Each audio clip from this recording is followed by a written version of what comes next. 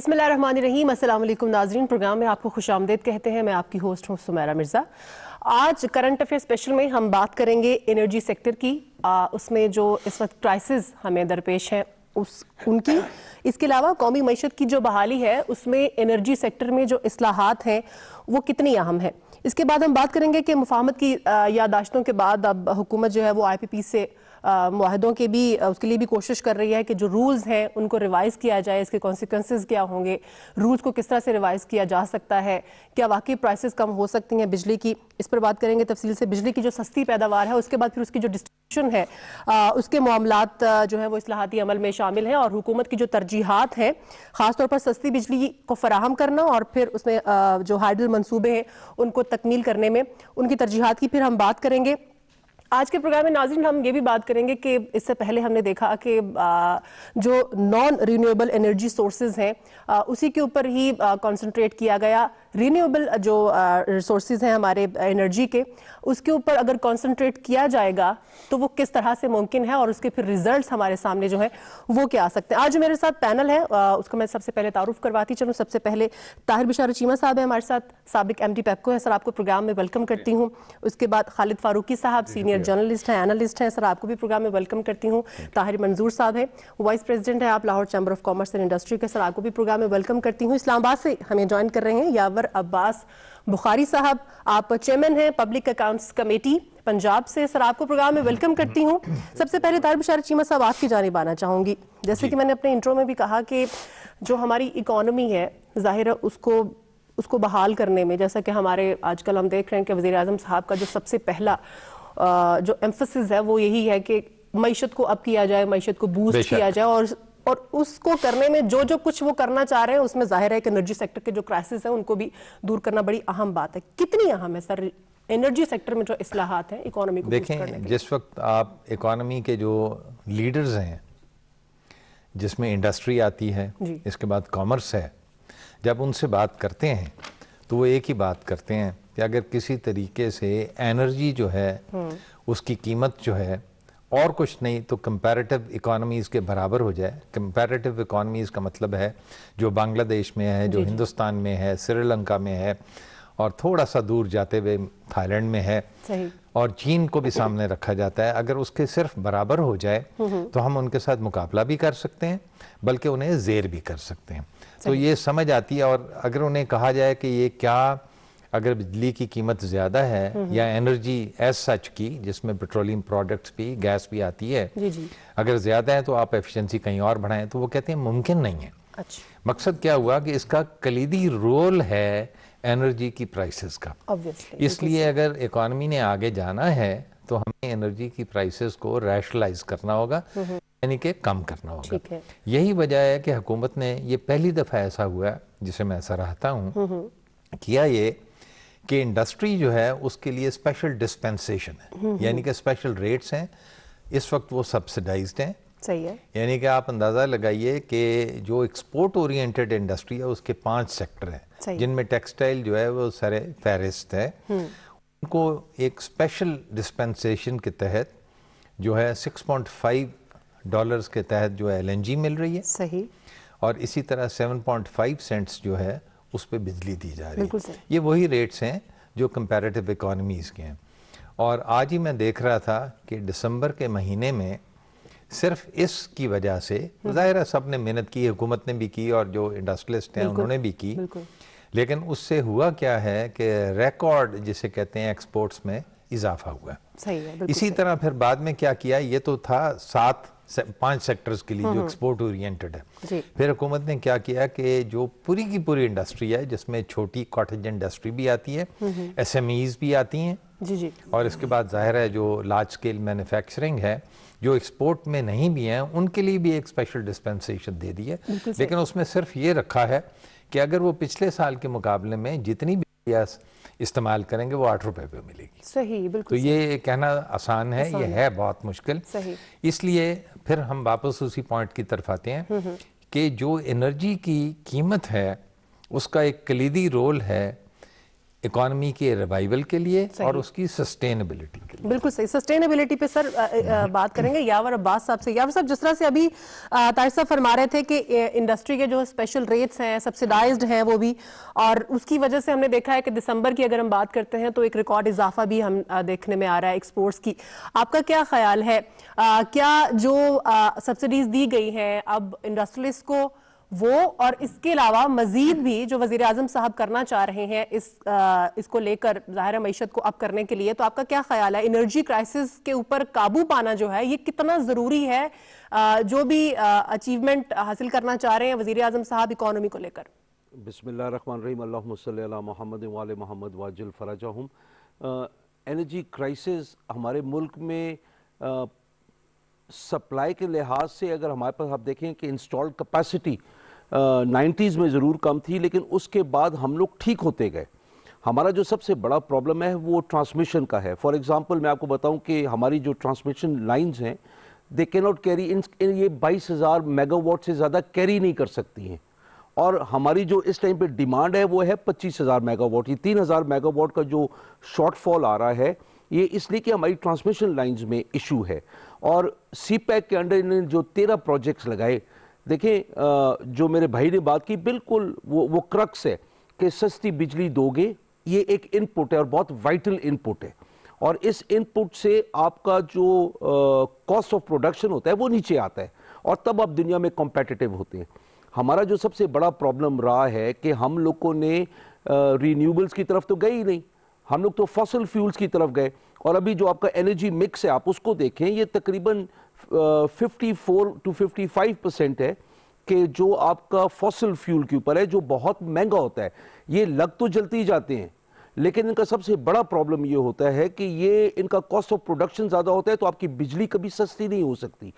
और फिर जिस तरीके से एग्रीमेंट्स की गई सॉवरेन गारंटीज दे के जो कैपेसिटी चार्जेस हैं, दुनिया में आप जितनी ज़्यादा बिजली इस्तेमाल करते हैं उतना रेट गिरता है।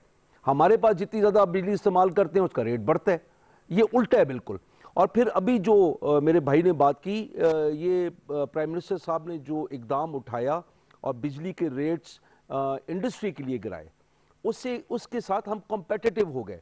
अभी हालत ये है कि आप टेक्सटाइल के लिए आप फैसलाबाद में जाएं, आप सीमेंट इंडस्ट्री वालों के पास जाएं, आप री रोलिंग मिल्स वालों की तरफ जाएं, आप कहीं भी चले जाएं तो आपको एक बूम नज़र आ रहा है। टेक्सटाइल का तो ये हाल है कि कपड़ा अवेलेबल नहीं है, क्योंकि हमारे पास कॉटन की प्रोडक्शन गिरी हुई थी, 15 मिलियन टन होती थी, तो हमारी क्योंकि पॉलिसीज ऐसी रही हमारी पिछली गवर्नमेंट्स की कि 15 मिलियन टन से हम 8 मिलियन से कम पे आ गए। हम लोग चीनी की मिलें हम लगाते रहे, लेकिन जब तक हमारी एनर्जी क्राइसिस ख़त्म नहीं होंगे, और वो ख़त्म होंगे ट्रांसमिशन लाइंस के साथ, क्योंकि हमारी बिजली जो टोटल हमें इंस्टॉल्ड कैपेसिटी आज बताई जाती है वो 37,000 मेगावाट है। हमारी रिक्वायरमेंट जो है वो 25,000 मेगावाट के करीब करीब है, हमारी ट्रांसमिशन 22,000 मेगावाट है। तो ये जो चीज़ें हैं ये आपको नुकसान इसलिए दे रही हैं कि बिजली ना होने का एक सोशल कॉस्ट है जो हम कभी करते ही नहीं है। कि आप घर में हैं, बच्चे हैं, बच्चों ने होमवर्क करना है, उनकी सुबह यूनिफॉर्म इस्त्री करनी है, जो मर्द ऑफ द हाउस है उससे अपने कपड़े इस्त्री करके सुबह जाना है, कपड़े धोने हैं, सुबह नाश्ता करना है। ये चीज़ें जब नहीं होती है तो एक साइकोलॉजिकल इफेक्ट भी कौम के ऊपर आता है। तो ये सारा एक सोशल कॉस्ट है, ये चीज़ें ना होने का, बिजली ना होने का। तो फिर वो दुनिया ये कहती है कि अगर बिजली नहीं है, अगर ये सोशल कॉस्ट है, तो आप बेशक जिनको हम आज तक कहते हैं रेंटल पावर स्टेशंस, अब वो लगा लो ताकि जल्दी बिजली मिल जाए। लेकिन जो हमारी बदकिस्मती रही है कि हमारे मुल्क के पास जो अल्लाह पाक ने आबी ज़खायर दिए, हमने उनकी तरफ तो तवज्जो ही नहीं दी। हम 30% के ऊपर, तकरीबन 27% के ऊपर आ गए, हालांकि इसको 70% के करीब होना चाहिए अगर आपको बिजली सही रेट्स में चाहिए। अभी जाके डेमियर बादशाह का काम शुरू हुआ है, मोमंद का काम शुरू हुआ है, लेकिन आप इन दोनों को मिला लें तो 5,500 मेगावाट है, जो एक बहुत बड़ी अचीवमेंट है, लेकिन आपकी एनर्जी मिक्स में ये बहुत बड़ा फ़र्क नहीं डालेगी। लेकिन उसके बाद जो दासू डैम है उसकी कंस्ट्रक्शन जल्दी शुरू, और जो 6 और डैम बनाने का गवर्नमेंट सोच रही है, ये दासू डैम, डेमियर बादशाह डैम एंड मोमन डैम, जब ये आएंगे तो आपको तकरीबन 10-12 हज़ार मेगावाट बिजली मिलेगी हाइडल सोर्सेज से। न्यूक्लियर है आपके पास बहुत अच्छा, और आपने जो कराची में 2 इंशाल्लाह जब फंक्शनल हो जाएंगे वो 1000 या 1100 मेगावाट के 2 पावर स्टेशन है, वो सस्ती बिजली है। आपकी इसी बात को जो है मैं खालिद फारूकी साहब की जानिब लेके जाना चाहूंगी, साथ ही रहिएगा आप भी। खालिद साहब, जैसे हम अभी बात कर रहे थे, एक तो कॉस्ट ऑफ प्रोडक्शन की हम बात करते हैं कि कॉस्ट ऑफ प्रोडक्शन जो है वो बहुत ज़्यादा है, लेकिन हम ये भी जानते हैं कि पाकिस्तान एक रिच कंट्री है रिसोर्सेज को लेकर, लेकिन उन रिसोर्सेज को उस तरह से यूटिलाइज नहीं किया गया। ये बड़ी अफसोस की बात है आज तक, शुरू से लेके आज तक। रीजंस क्या देखते हैं आग माजी में अगर हम झांकते हैं तो? नहीं, देखिए, इसकी बुनियादी वजह तो ये है कि हमारी हर हुकूमत की पॉलिसी बड़ी शॉर्ट टर्म रही है। माजी में हमने देखा कि आपने जो डैम बड़े बनाए उसके बाद हमने कितना अरसे तक इस पे काम ही नहीं किया। मेरे ख्याल में पाकिस्तान के मसाइल का सिर्फ एक हल है, एनर्जी क्राइसिस को ख़त्म करना है तो सिर्फ एक हल है कि आप अपने आबी ज़खायर बनाते हैं, आप आबी ज़राए से बिजली पैदा करते हैं।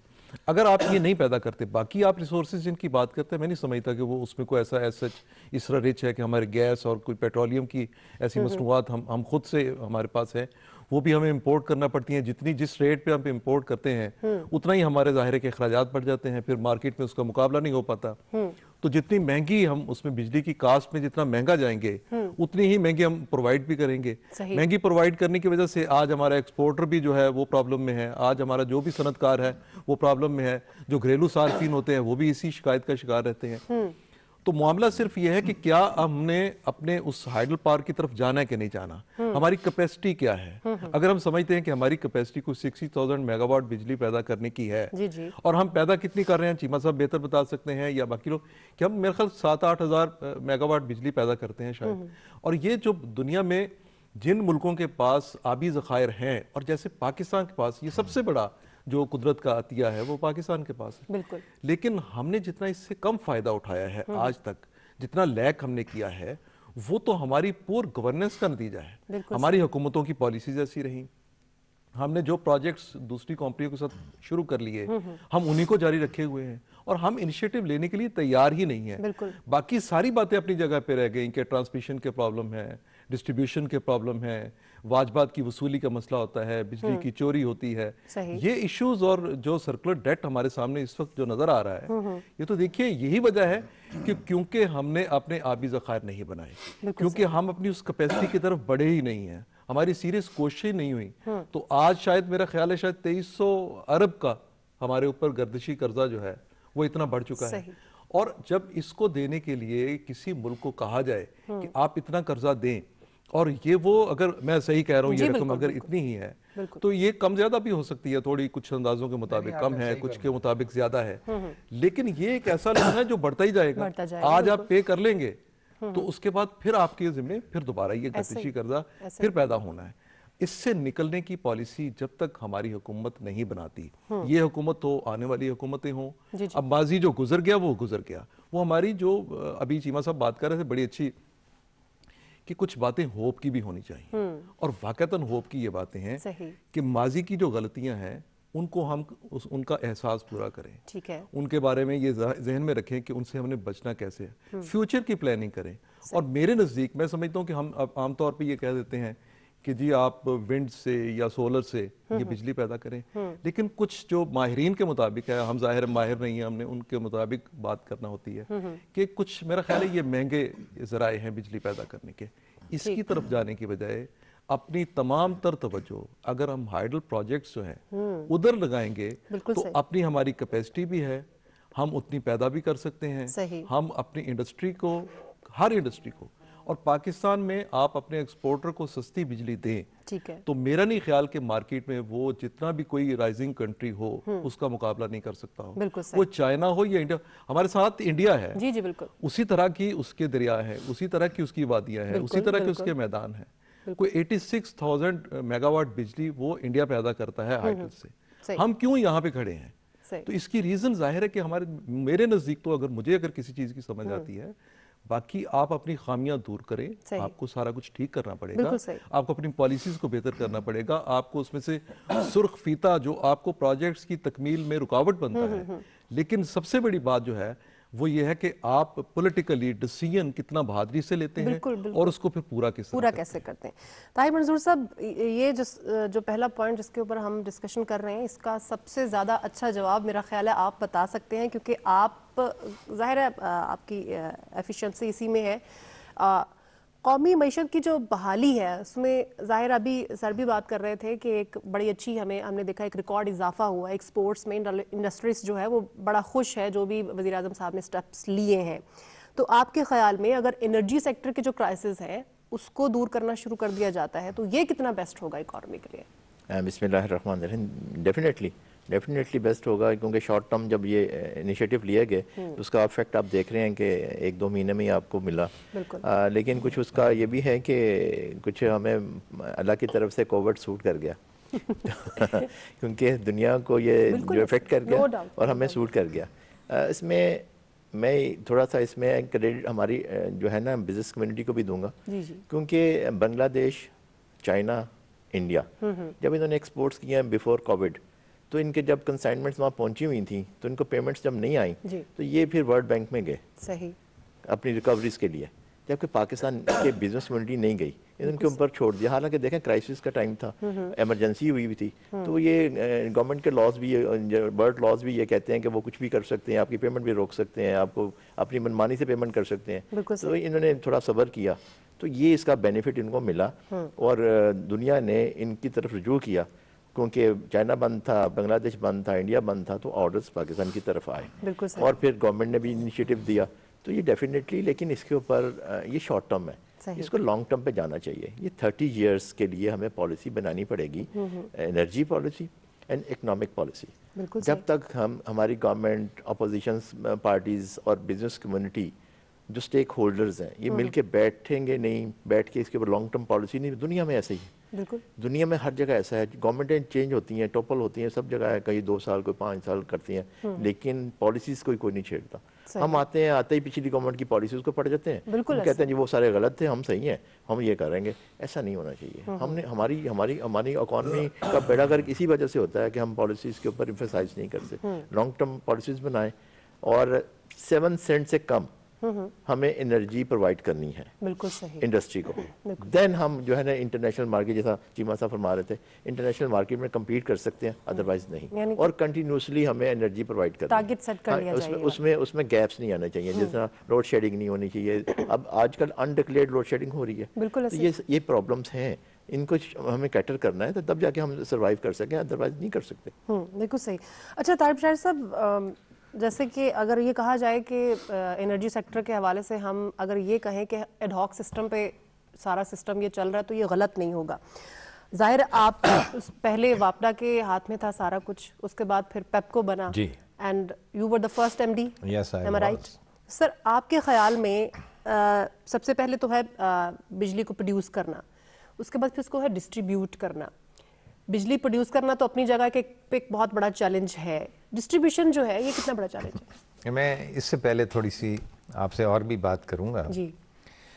सबसे बड़ा फुकदान जो रहा है वो मेरे दोस्तों ने पहले बात की, तकरीबन उस तरफ यानी कि इशारा किया, वो हमेशा फुकदान रहा है पॉलिसी का। ठीक है, पॉलिसी वो अच्छी होती है जो पब्लिक पॉलिसी हो और लोगों की बेहतरी के लिए, for the good of the public. ठीक है। हमारे यहाँ एनर्जी सेक्टर में जितनी पॉलिसीज़ बनी, मैं ये पिछले अदवार की बात कर रहा हूँ, वो सब की सब जो है ना जी वो शॉर्ट टर्म थी, जैसे ताहिर मंजूर साहब ने भी जिक्र किया। नंबर 2, वो स्पेशल इंटरेस्ट जो हैं उनको कैटर करती थी। ठीक है जी, बिल्कुल सही। और तीसरी बात ये थी कि उसे तकरीबन आप स्पेशल पर्पस व्हीकल कहें कि वो एक स्पेशल जो एजेंडा था उसको चलाने के लिए। सही।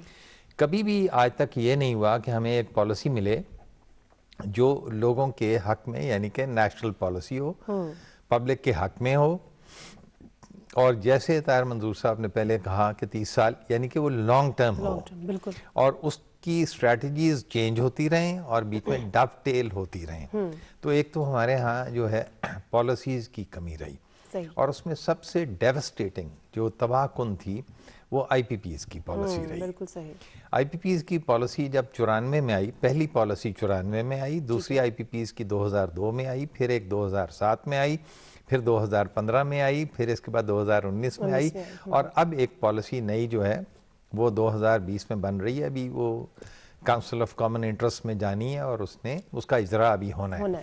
ये सारी पॉलिसीज जो बनी ये बिल्कुल जिसे कहते हैं स्मॉल विंडोज के लिए बनी और स्पेशल इंटरेस्ट थे। और आईपीपीज की जो 94 की पहली पॉलिसी आई उस वक्त सोचा ये गया कि ये एक स्पेशल पर्पस व्हीकल है, इस वक्त बहुत कमी है, तो तेज तर बुनियादों में सिर्फ प्राइवेट सेक्टर और वो भी इंटरनेशनल प्लेयर्स आएंगे तो बिजली पैदा करेंगे, उसके साए में जो उस वक्त आराम मिलेगा उसमें बैठ के फिर हम, जैसे मेरे दोस्तों ने जिक्र किया, हम हाइडल पावर लगाएंगे और हम मंसूबे लगाएंगे जिससे बिजली सस्ती भी होगी और पूरी भी हो जाएगी। जब वो बिजली आ गई तो हम सो गए। वो 5000 मेगावाट आई और इसके बाद हमने कहा कि अब जरूरत ही नहीं है।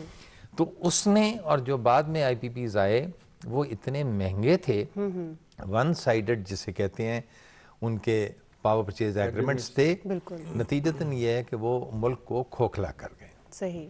और मैं ये समझता हूँ कि यही वजह है कि जो पहली अभी मोहम्मद अली कमीशन रिपोर्ट आई जिसमें आईपीपीज के जो मामलात हैं उन्हें परखा गया, उस पर ऑडिट किया गया, गौर किया गया और कमीशन ने अपनी रिपोर्ट दी। वो आपका आगे उसमें भी सेक्शन आएगा, सवाल होंगे, मैं उस वक्त आपको बताऊंगा। लेकिन मैं अर्ज करना चाह रहा हूं कि हमें एक दूररस जिसे कहते हैं ना, एक लॉन्ग टर्म पावर पॉलिसी की ज़रूरत है। और पावर पॉलिसी जो है वो पब्लिक पॉलिसी होनी चाहिए, वो लोगों के हक में होनी चाहिए और बड़ी सीधी सी होनी चाहिए। वो ये होनी चाहिए कि पूरे पाकिस्तान में सबको जो है वो एनर्जी और बिलखुसूस जो है बिजली दी जाएगी, बिल्कुल सही, पूरे पाकिस्तान में। और वो स्टैंडर्ड होगी, ये नहीं होगा कि कभी बिजली कम हो जाती है, ज़्यादा हो जाती है, वोल्टेज बढ़ जाता है वगैरह वगैरह, वो नहीं होगी और वो अफोर्डेबल होगी। बिल्कुल सही। तो ये 3 बातें लिख दी जाएं, यही पॉलिसी काफ़ी है सेहत के लिए और फिर हर चीज़ जो है इस पे मबनी हो। अब मैं दूसरी तरफ आता हूँ, जो आपने सवाल किया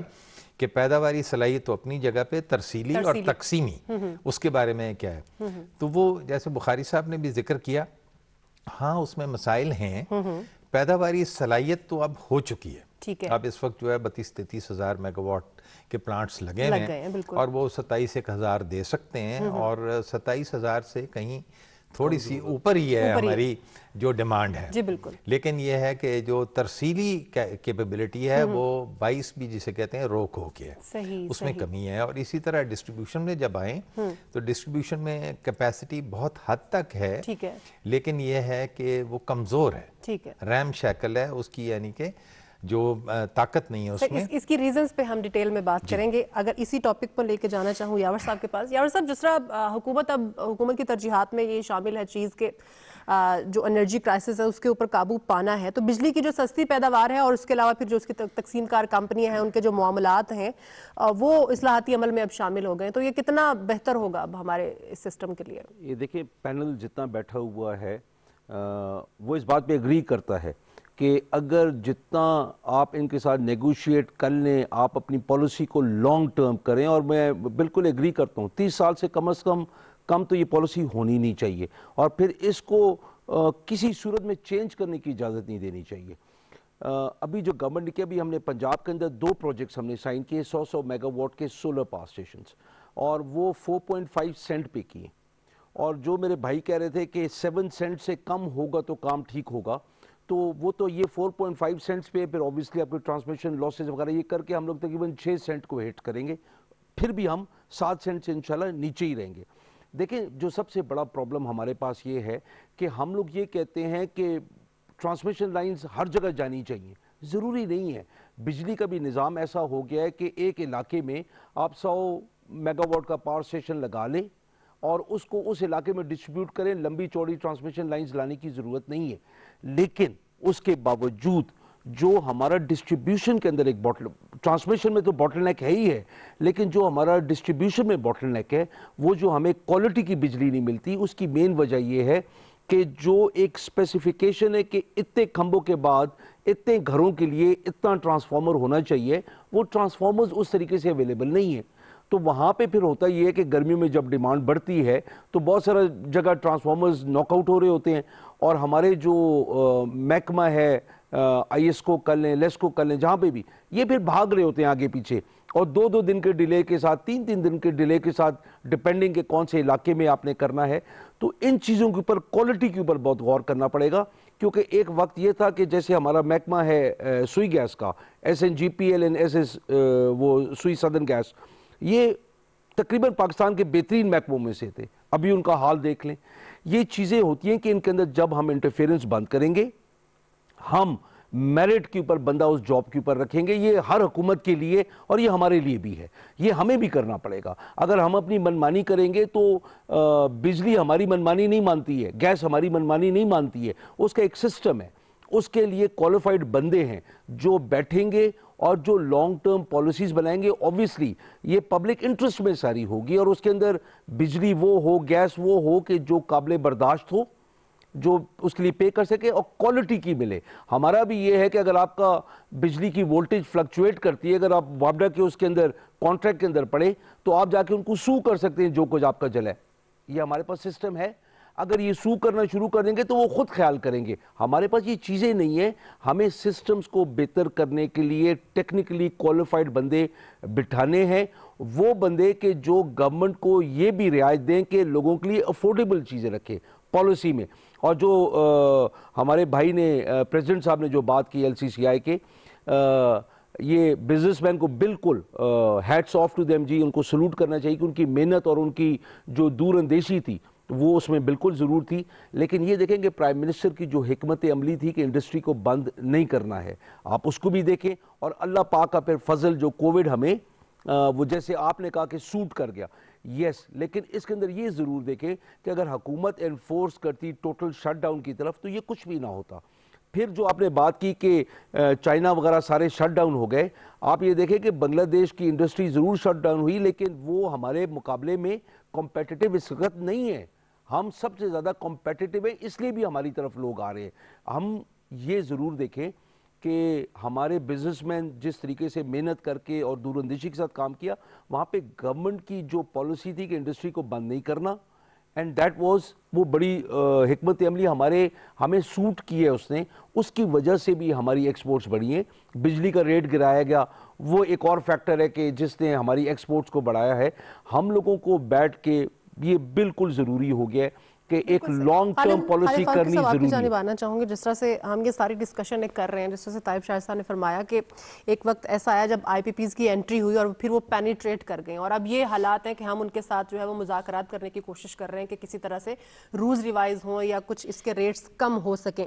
सर, पिछली गवर्नमेंट्स की अगर हम बात करें तो हमने देखा कि उनकी तरजीहात में ये चीज़ें शामिल नहीं थी। अब हमने देखा है कि हमारे वज़ीर आज़म साहब की तरजीहात में ये चीज़ें शामिल हैं, तो किन किन चैलेंजेस का सामना करना पड़ सकता है मौजूदा जो हुकूमत है एनर्जी क्राइसिस को दूर करने के लिए, स्पेशली ये जो एडहॉक सिस्टम पे चीज़ें चल रही हैं सारी, और जो रीन्यूएबल रिसोर्सेज हैं उनको यूटिलाइज करने के लिए, एनर्जी क्रिएट करने के लिए क्या क्या चैलेंजेस? देखिए, मेरा अपना ये ख्याल है कि जो अभी जैसे चीमा साहब ने शुरू में जिक्र कर दिया कि IPPs के जो मुआहदे हुए थे 94 में जो शुरू हुआ, उस वक्त पाकिस्तान में बेसिकली जो हालात हम उस वक्त के देखते हैं तो पाकिस्तान में कुछ शायद 40% लोगों की एक्सेस थी बिजली तक, ठीक है, या टोटल आबादी में तकरीबन इतने ही लोग थे जिनको बिजली उस वक्त प्रोवाइड हो रही थी।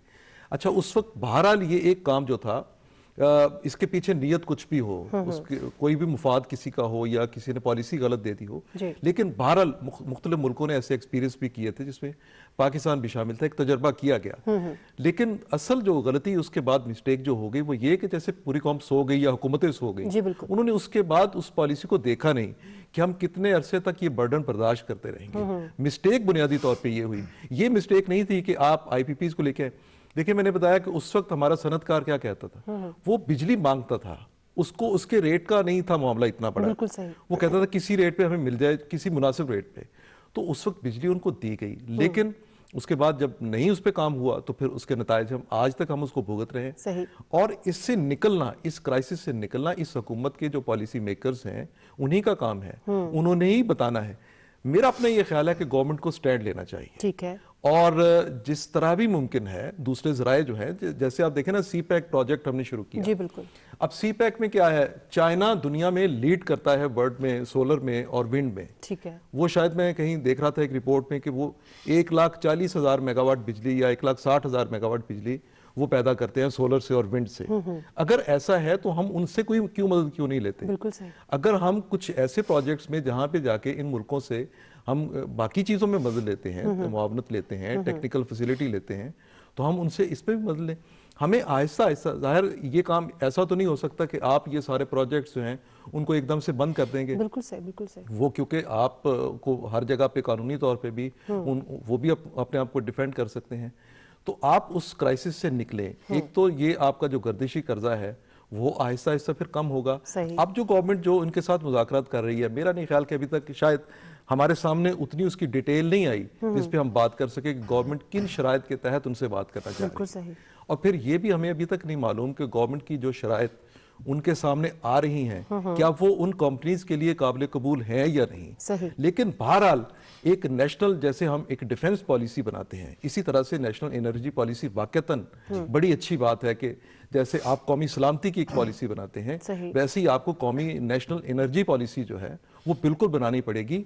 और ये एक स्टेट का फैसला होना चाहिए, गवर्नमेंट टू गवर्नमेंट कोई फैसला नहीं होना चाहिए। ये शॉर्ट टर्म फैसले बुनियादी तौर पे हमारे लिए नुकसानदेह होते हैं। तो ये आप एक मुतबादल ज़राए जो हैं, बिजली के तवानाई के जो मुतबादल ज़राए हैं उनकी तरफ जाएं।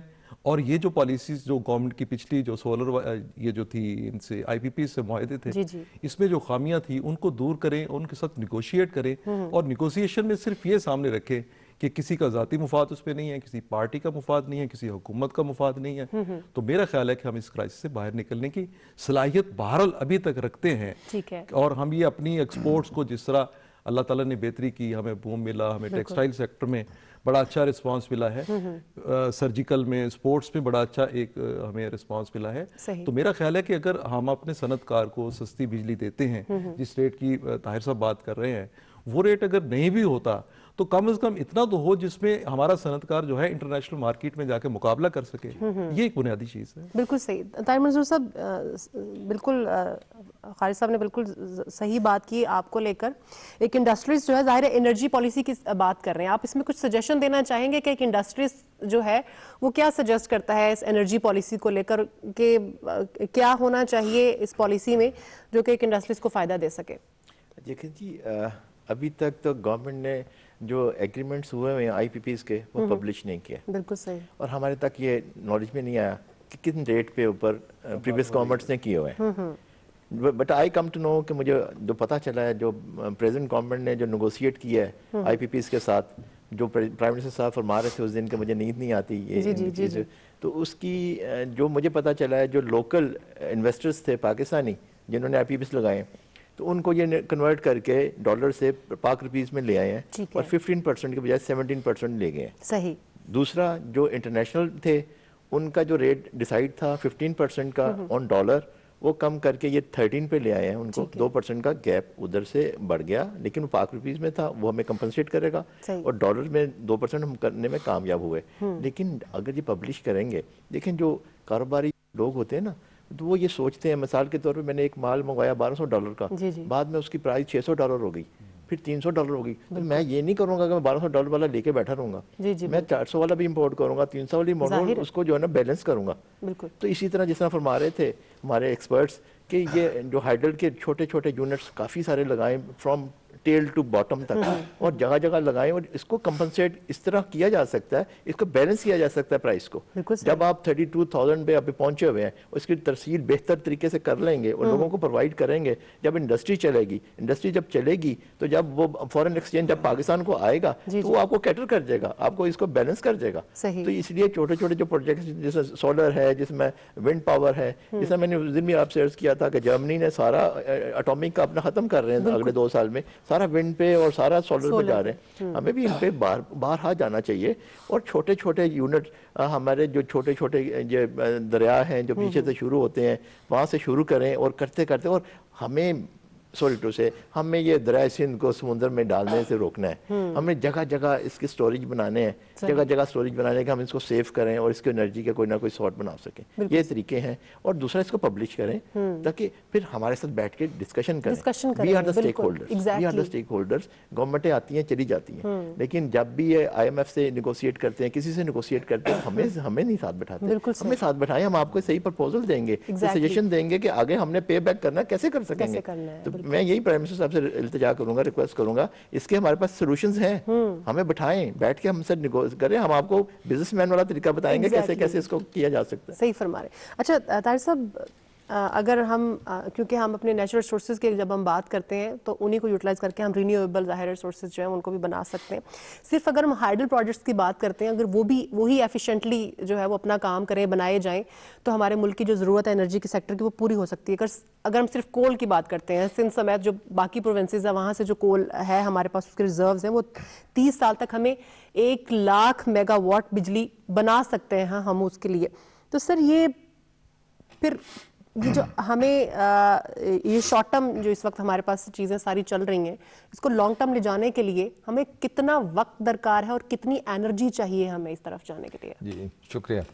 मैं थोड़ा सा आपको अर्ज करूं, जैसे पहले भी कहा, एक तो हमें लॉन्ग टर्म पॉलिसी चाहिए और पॉलिसी वो होनी चाहिए जो स्पेशल इंटरेस्ट के लिए ना हो, बल्कि वो कौम मुल्क मिल्लत के लिए हो। सही।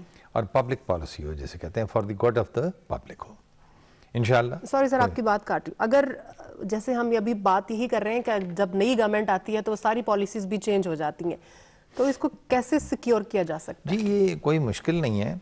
जब वो स्पेशल इंटरेस्ट के लिए पॉलिसी नहीं बनेगी, वो बने ही मुल्क के लिए, उसे कोई भी चेंज कर नहीं पाएगा। बड़ी सीधी सी बात है। यहाँ तो ये है ना कि छोटा सा एक मसला होता है, उसके लिए पॉलिसी बनती है, जाहिर है कोई और आएगा वो और आंख से देखेगा या और रंग से देखेगा तो उसे खत्म कर देगा। लेकिन जब होगी पब्लिक पॉलिसी और वो लॉन्ग टर्म होगी तो उसे कोई भी चेंज नहीं करेगा। फर्क सिर्फ इतना होगा कि पहले स्ट्रेटेजी कोई और थी या टैक्टिक्स और अडॉप्ट किए जा रहे थे, सब्सिक्वेंटली उसे चेंज किया जा सकता है, वो कोई फर्क नहीं पड़ता, क्योंकि एंड जहां तक पहुंचना है वो तो एक ही होगा। बिल्कुल सही। एक तो पॉलिसी का मसला है। दूसरा, हमारे यहाँ ये जो मसले हल नहीं हो रहे वो इसलिए नहीं हो रहे कि इसकी गवर्नेंस जो है एनर्जी सेक्टर की, जिसे मैनेजमेंट कहते हैं, वो कमजोर है, वो नॉन प्रोफेशनल्स के हाथ में। ये एक बहुत बड़ा मसला है। अभी मैं आपको अर्ज करूं, आज ही मैं एक पुरानी किताब निकाल के जो 71 में छपी, वो अयूब खान एरा उसका नाम है, और उस 58 से लेके 1958 से लेके 1969 तक का जो एरा था उसके बारे में लिखी हुई है। तो उसमें भी एक पूरा चैप्टर है कि उस वक्त अयूब खान ने ये सोचा कि किस तरीके से मैं जो नॉन प्रोफेशनल जो है उसके हाथ में सब कुछ है, इसे किसी तरीके से प्रोफेशनल के हाथ में पहुंचाऊं, ठीक है, और सिर्फ वो ही डील करें और ना करें। तो वो देख लें कि वो 69 कब गया और 2020 में है। तो इसकी जो पॉलिसी के बाद दूसरी बात आती है वो ये है कि गवर्नेंस के इश्यूज हैं पूरे की पूरी एनर्जी सेक्टर के, जिसमें बिजली भी आ जाती है, गैस भी आ जाती है और पेट्रोलियम प्रोडक्ट्स भी आ जाते हैं। तो इसको भी ठीक करना होगा। इसके बाद जो इश्यूज हैं और वो ये है कि हमें आदत पड़ गई है कि बिजली का बिल ना देना। इसके बाद ये है कि बिजली की चोरी का भी मसला है। बहुत बड़े इलाके हैं जहां ये होता है। बिल्कुल सही। अच्छा, उनकी मेन स्ट्रीमिंग करने की जरूरत है। ठीक है। तो जैसे बिजली की कीमत बढ़ती है तो ये रुझान मजीद जिसे कहते हैं वो पनपता है। बिल्कुल। तो इसलिए बिजली की कीमत को कंट्रोल करेंगे वो पॉलिसी के साथ, गवर्नेंस को बेहतर करके। जब गवर्नेंस पॉलिसी और गवर्नेंस बेहतर होगी तो ऑटोमेटिकली हम रिन्यूएबल्स की तरफ जाएंगे। एग्जैक्टली। फिर हमारे ज़हन में आएगा कि हमें कोई ज़रूरत नहीं है कि महंगे मुआहदे करें, हमें कोई ज़रूरत नहीं कि ऐसा फ्यूल इस्तेमाल करें जो बाहर से आता है या महंगा है। हम कोशिश करेंगे खुद इनसारी के जो पाकिस्तान में चीज़ें उन्हें इस्तेमाल किया जाता है, जिसमें कोयला भी आ जाता है। बिल्कुल ऐसे। नंबर 2 उसके अंदर ये आएगा कि क्यों ना हम सोलर को इस्तेमाल करें, क्यों ना हम विंड को इस्तेमाल करें। सही, सही। तो ये एक सोच है, एक जो पावर प्लान बना है उसके अंदर ये कहा गया है कि 2030 तक जो है हो सकता है हम 30% जो है हमारी रिन्यूएबल एनर्जी होगी। सही है। तो ये बातें हैं, लेकिन इसे एक नेशनल पॉलिसी को के सूरत में सामने आना जो है वो होगा। ठीक है। तो अब हम दूसरी ये बात, तीसरी बात ये आ गई।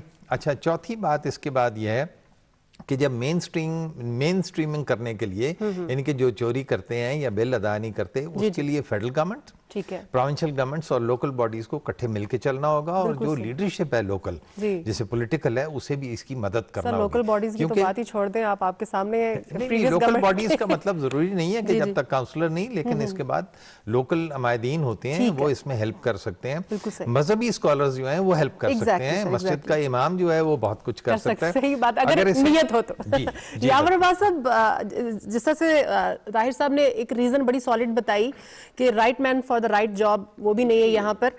एक और रीजन मैं समझती हूँ, थोड़ा सा इजाफा कीजिएगा, कि वाकई ये भी बड़ी रीजन है, एक बजट की जो है वो सही एलोकेशन नहीं होती एनर्जी सेक्टर में, और फिर प्रॉपर रिसर्च नहीं है इसके ऊपर। क्या ये भी मेन रीजन है? देखिए, मैंने आपको ये बात बोली थी कि right man for the job होना बहुत ज़रूरी है, और एक्सटर्नल इंटरफेरेंस ख़त्म होनी चाहिए। ये थिंक टैंक्स हमारे जो वहाँ पे इनके अपने होने चाहिए। एक वक्त था कि हमारे वापडा के अंदर जो इंजीनियर्स थे वो वर्ल्ड रिनाउंड थे बिकॉज ऑफ तरबेला मंगला जब बन रहे थे। देखिए, एक डैम था 68 के अंदर वो इन्विजिज किया गया, जिसको स्कर्दू के पास एक वो डैम था। उसकी कैपेसिटी अगर मैं आपको भी बताऊं आप हैरान रह जाएंगी, 15,000 मेगावाट एक डैम ने प्रोड्यूस करनी थी बिजली। अभी वो क्यों नहीं हुआ, उसकी क्या वजह थी, वो आप सब हम मिलके यही कह रहे हैं कि इसके अंदर विल कोई नहीं थी। और जब तक हम लोग विल पैदा नहीं करेंगे, वो इंटेंशन नहीं होगी काम करने की, तो नहीं होगा। Vested interest. फिर आप देखें कि आपकी रिन्यूएबल जो है, आपकी सोलर है, आपकी विंड है, सोलर की जो आपकी रेडिएशन बेल्ट आपकी पाकिस्तान के सेंटर से जा रही है, it can produce more than 136,000 megawatts. अभी आप कैपेसिटी देख लें। फिर आपकी जो विंड एनर्जी है, जो आपका विंड कॉरिडोर आता है अरेबियन सी से अंदर आता है और फिर कराची के ऊपर से घूम के जिम्पीर वगैरह से वापस चला जाता है अरेबियन सी में, उसकी आप कैपेसिटी देख लें। उसके अलावा कलर का हार का एरिया, यहाँ पे उसकी कैपेसिटी देखें। आपको खुदा ने दुनिया का सबसे बड़ा कनाल सिस्टम दिया है।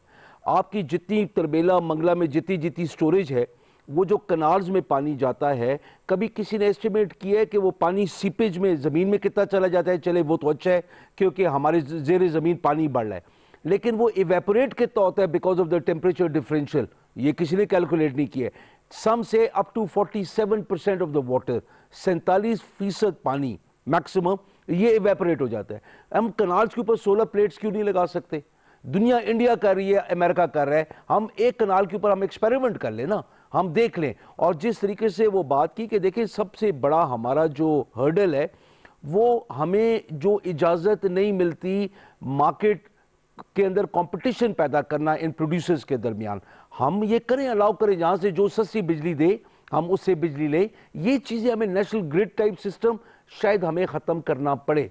हमें आइलैंड मोड में बिजली प्रोड्यूस करनी पड़े। जैसे मैंने पहले कहा कि एक इलाका है जहाँ पे ज़रूरत ही 200 मेगावाट की है, लेकिन वो बहुत दूर है नेशनल ग्रिड से। नेशनल ग्रिड को वहाँ पे लेके जाने की ज़रूरत ही नहीं है। आप वहाँ पे 200 मेगावाट का, 250 मेगावाट का लगा लें, आप सोलर की तरफ जाएं, आप विंड की तरफ जाएं, इतने आपके पास मौके हैं कि आप कर सकते हैं। जहाँ तक बात है थर्कोल की, देखिए थर्कोल, मैं जितना मैंने स्टडी किया, थर्कोल अभी मिथ बन के रह गया क्योंकि उसके इश्यूज बहुत ज़्यादा हैं। हमें कोल की तरफ जाना ही नहीं चाहिए। उसी कोल को हम गैसिफाई कर लें तो शायद हमें ज़्यादा बेहतर हो जाएगा कि जो गैस की कमी है हम वो पूरी कर लें। लेकिन उस कोल से अगर हम पावर स्टेशन चलाने की बात करते हैं तो पोल्यूशन होगी, हमें उस कोल को वॉश करना है, उसके अपने मसाइल बहुत हैं। देखें, at the end of the day हुकूमत की विल, और जैसे वो मैं क्रिटिसाइज नहीं करना चाहता हूँ, लेकिन हर साल अगर माजी की हुकूमतों ने करीब 100 अरब रुपया अगर एनर्जी सेक्टर की तरफ डाला होता तो हमारे ये हाल ना होते, ना ट्रांसमिशन के और ना प्रोडक्शन के, पर डिस्ट्रीब्यूशन भी सही हो चुकी होती। तो ये चीज़ें हमें चाहिए कंसिस्टेंटली। हम ये नियत कर लें कि हमने 100 अरब रुपया एनर्जी सेक्टर को देना है, apart from the dams being constructed, वो लोन्स वगैरह जो आते हैं वो आए। लेकिन हम लोग जब तक जो बिजली प्रोड्यूस कर रहे हैं, जिस इलाके को प्रोवाइड कर रहे हैं, उसको क्वालिटी वाली बिजली नहीं देंगे तो उसका नुकसान क्या होगा कि मशीनरीज जलेंगी, वो बार बार रिप्लेस इंडस्ट्री को भी करनी पड़ती है। फिर हमें घरों की तरफ, हमें गवर्नमेंट को चाहिए कि ज़ीरो रेटेड ये सोलर प्लेट्स हमें अलाउ करें या लोकली प्रोड्यूस करें, और हर घर के ऊपर मस्ट कर दें कि मिनिमल जो उनकी प्रोडक्शन, जो उनकी रिक्वायरमेंट है, वो सोलर प्लेट्स के साथ हो, ताकि उनको भी मुफ्त मिले। रिवर्स मीटरिंग चल चुकी है, एक सिस्टम चल पड़ा है। तो लोगों ने लाहौर में, रावलपिंडी में, इस्लामाबाद में जिन्हें सोलर प्लेट्स लगाई हुई हैं, आप उनसे बात करें, तकरीबन 4 से 5 साल में वो सारा खर्चा वापस आ जाता है और उसके बाद आपकी बिजली तकरीबन फ्री हो जाती है। और गर्मियों के जब आपके 3-3 एसी चल रहे होते हैं, आपका 7-8 हज़ार रुपए से ऊपर बिजली नहीं आता। हम जैसे सर ने कहा कि अलाउ किया जाए या सोलर सिस्टम लगाए जाए, ये एक छोटे छोटे वो हमारी इस वक्त प्रॉब्लम्स की सॉल्यूशंस हैं जो एट द मतलब फौरी उसी वक्त हमारा जो सोल्यूशन है वो हो सकता है प्रॉब्लम का। मतलब लॉन्ग टर्म हमें नहीं जाना पड़ेगा। सर कुछ प्रोजेक्ट्स की हम बात करें, जैसे कि हम रीन्यूएबल प्रोजेक्ट्स की बात करते हैं, सर उनको इनिशिएट करने के लिए क्या हुकूमत इस वक्त इस पोजीशन में है, उनके पास इतना कैपिटल है कि उनको इनिशिएट कर सके या उसके ऊपर कुछ प्लानिंग कर सके? देखिए उसमें फिर तो आपको जो निजी शोबा है उसकी मदद लेना पड़ेगी। वो निजी शोबा जब तक आपके साथ पार्टिसिपेट नहीं करता, स्टेक होल्डर नहीं बनता, तब तक गवर्नमेंट सिर्फ ये काम नहीं कर सकती। दूसरी बात ये है कि 90% ट्यूबवेल्स जो हैं ये पंजाब में हैं। आप जितना ट्यूबवेल हमारा है वो सारे का सारा जाहिर है कि बिजली पे ही हम उसको, या जो जिस तरह वो आग पे वो कर लेते हैं, डीजल पे वो कर लेते हैं, वो एक महंगा तरीन है ना काम। अब बेसिकली वहाँ पे इस जरी शोबे को आप सोलर पे, विंड पे आप वहाँ पे लेके जाएं, ये प्लांट्स वहाँ छोटे यूनिट लगें तो उनके मसाइल हल हो सकते हैं। दूसरी बात मैं ये समझता हूँ कि इस वक्त हमें चाहिए कि सबसे सस्ती बिजली जो है वो अपनी इंडस्ट्री को प्रोवाइड करें, फिर सस्ती बिजली हम छोटे घरों को प्रोवाइड करें, और महंगी बिजली प्रोवाइड करें बड़े घरों को, उनसे पैसे ज्यादा लिए जाएं। ये पाकिस्तान में बड़ी बेइंसाफी की बात हो रही है, और ये मेरा ख्याल है बहुत बड़ी नाकामी और फेलियर है हर गवर्नमेंट का, जो कि अवाम की नुमाइंदा होने की दावेदार होती है कि वो गरीब आदमी को भी उसी रेट पे बिजली देती है, अमीर आदमी को भी उसी रेट पे बिजली देती है। एक कह दिया जाता है कि जनाब ये 300 कितने वाट तक होता है जी, वो जो कहते हैं 300 यूनिट तक, कि ये 300 यूनिट तक बिजली का ये कब 300 यूनिट तक लोग क्या करते हैं, 2-2 मीटर लगवा लेते हैं। लेकिन नहीं, बुनियादी तौर पे देखिए जहां हमें कौमी जिम्मेदारी अपनी पूरी करनी होती है ना जी, वहां हमें ये ख्याल, किसी भी स्टेट का बुनियादी मकसद जो है, जब आप अपनी इंडस्ट्री की ग्रोथ की बात करते हैं, अपनी एक्सपोर्ट्स की बात करते हैं, तो इसका मतलब भी तो स्टेट में पब्लिक के वेलफेयर के काम करना है ना। तो पब्लिक की वेलफेयर का काम अगर यहाँ से शुरू किया जाए कि आप जो आपका गरीब तबका है, जो अक्सरियत में है, उसको आप फैसिलिटेट करें, अमीर की जेब से पैसा भी निकलवाएं, टैक्स भी निकलवाएं, तो तब आप ये। और फिर दूसरी बात जो आप अभी जो बात आप कर रही हैं कि हम किस तरह से ये प्रोजेक्ट्स अपने छोटे शुरू कर सकते हैं, इनको इनिशिएट तो बहरहाल गवर्नमेंट को अपनी पॉलिसी देना पड़ेगी, उस पॉलिसी पे अमल दरामद करना पड़ेगा। अभी जैसे एक बात की, right person for the right job, मैं समझता हूँ right person for the right job भी होता है, लेकिन बुनियादी तौर पे वो बाय इख्तियार नहीं होता। हमारी पॉलिटिकल गवर्नमेंट्स जो हैं अपनी पॉलिसीज वो जब किसी जगह पे वो लागू करती हैं, नाफिज करती हैं, तो वो तमाम तबका जो हमें बहुत अच्छे नताइज दे सकता है किसी शोबे में, खाए एनर्जी का सेक्टर हो या किसी जगह भी, जहां पे सियासी मुदाखलत शुरू हो जाती है, वहां पे मेरे अपने ख्याल के मुताबिक आप वो नताइज हासिल करने में नाकाम हो जाते हैं। बड़ी रीजन ये भी है, टाइम हमारे पास कम है, चूंकि ताहिर साहब से भी मैं उनका क्लोजिंग कमेंट लेना चाहूंगी। सर क्या सजेस्ट करना चाहेंगे? देखिए जी, हम एनर्जी सोर्स एक ही को डिस्कस कर रहे हैं, एनर्जी सोर्स हमारे पास दूसरा भी है जिसे हम गैस कहते हैं जी, बिल्कुल, और वो हमारे पास बड़ा कम रह गया टाइम उसका हमारे पास, तो हमें उसको मैक्सिमम यूटिलाइज कर लेना चाहिए अपनी इंडस्ट्री के लिए, जिसे हम उसको यूज़ करके इंडस्ट्री को प्रोवाइड करें, ठीक है, और उसको सस्ते रेट पे दें इंडस्ट्री को। कई इंडस्ट्री का तो वो रॉ मटेरियल है, सही, और हम उसको बहुत सस्ता 12 रुपये रोज़ पे डोमेस्टिक घरों को दे रहे हैं, इतना दुनिया में कहीं नहीं है वाकई। हम उसको ज़ाया करें, CNG पे ज़ाया करें, हमने चलो घरों को देना है, को देना तो LNG प्रोवाइड करें, सब्सिडाइज कर दें, उनको दे दें, ये सारा का इंडस्ट्री को दें, ताकि ये आपकी इंडस्ट्री चलेगी, तो रेवेन्यू जनरेट होगा। दूसरा एक और बात, ये जो हमारे लाखों लोग, मैं सॉरी टू चीमा साहब, कि ये जो हमारे जो वेबडा के जो रिटायर्ड ऑफिसर्स हैं या जो एम्प्लॉयज़ हैं, उनको जो फ्री यूनिट्स हम प्रोवाइड करते हैं 1500, ये इसके ऊपर भी कोई सोचना चाहिए ना, कितने यूनिट्स तो ये हमारे ज़ाया चले जाते हैं। सही, बहुत शुक्रिया। मैं तमाम मेहमानों का शुक्रिया अदा करना चाहूँगी। ताइब शाह रशीमा साहब आपका बहुत शुक्रिया, खालिद फारूकी साहब आपने वक्त दिया, आपका बहुत शुक्रिया, ताहिर मंजूर साहब आपका भी बहुत शुक्रिया, और इस्लामाबाद से यावर अब्बास बुखारी साहब ने भी हमारा साथ दिया। सर आपका भी बहुत शुक्रिया। नाज़रीन आज के प्रोग्राम से इतना ही। सुमैरा मिर्ज़ा को इजाज़त दीजिए, अपना ख्याल रखिएगा, अल्लाह हाफ़िज़।